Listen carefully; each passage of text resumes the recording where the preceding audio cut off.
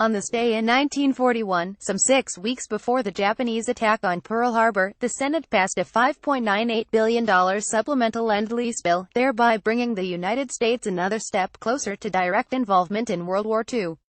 In 1934, the Johnson Debt Default Act forbade the United States from trading with any warring nation except on a cash-and-carry basis. As the war in Europe progressed, Britain's financial resources were stretched to the limit. If the British were to survive the Nazi-German onslaught, a way around the Johnson Act had to be found. Story continued below. Although the Lend-Lease program was created to help Britain, within months, it was expanded to include China and the Soviet Union. By the end of the war, the United States had extended more than $50 billion in Lend-Lease aid to 38 nations.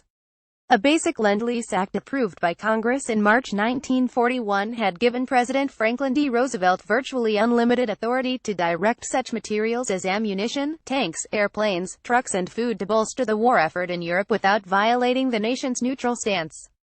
Most Republican legislators had opposed the bill. When the House voted on February 9, 1941, Democrats voted 23,825 in favor and Republicans 24 in favor and 135 against. When the Senate voted a month later, 49 Democrats voted in favor and 13 against. By contrast, only 10 Senate Republicans supported the bill. Under the Act, the President could sell, transfer title to, exchange, lease, lend or otherwise dispose of items to other countries if he decided they weren't vital to U.S. national security. In so doing, the United States became, as Roosevelt stated, the great arsenal of democracy. The supplemental bill brought the amount of available aid to nearly $13 billion. Roosevelt had pressed the lawmakers to create the program as a way of providing indirect support to the Allied combatants without engaging the United States in a war that lacked widespread public support.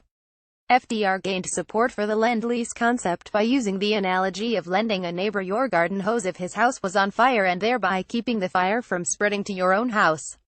The equivalent of $670 billion in today's dollars in supplies were shipped, or about 17% of America's total war expenditures.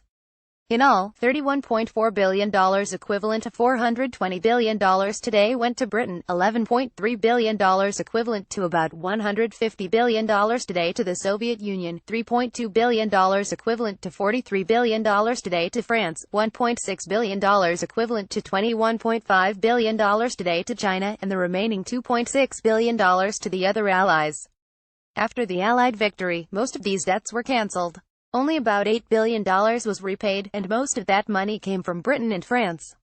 The Soviet Union foreshadowed its Cold War hostility toward the United States by refusing to repay its own considerable share of U.S. financed assistance. Source: U.S. Library of Congress.